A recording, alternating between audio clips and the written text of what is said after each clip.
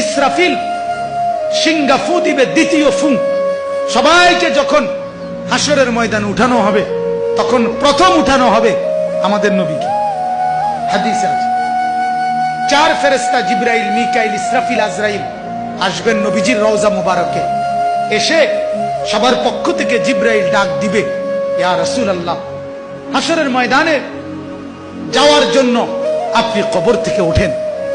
হাদিসে আছে আল্লাহর নবী সাল্লাল্লাহু আলাইহি সাল্লাম কবর থেকে চোখ মেলবেন, আর উঠে দাঁড়াইতেই কপালের বালু মুছতে মুছতে তাকাইয়েই বলবেন, প্রথম কথা, জিবরাইল, তোমরা শুধু 4 জন ফেরেশতাই আসলা আমাকে নেওয়ার জন্য, আমার উম্মত আসে নাই। আমার উম্মত কোথায়? আমার উম্মতের হালাত কি? আমার উম্মত কি আমার বর্তমানে জাহান্নামে চলে গেল নাকি?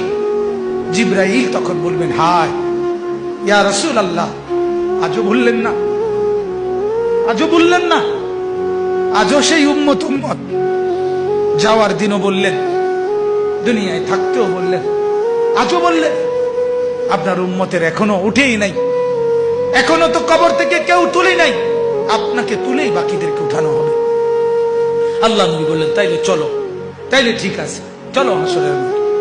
হাসরের মাঠে যাবেন সমস্ত নবী, আদম থেকে ঈসা এবং উনাদের উম্মত কিয়ামত পর্যন্ত। আমি সংক্ষেপে বলতেছি, সমস্ত নবীর উম্মত, নবীরা শুধু এক কথা বলবেন হাসরের ময়দানে, ইয়া রব্বি নাফসি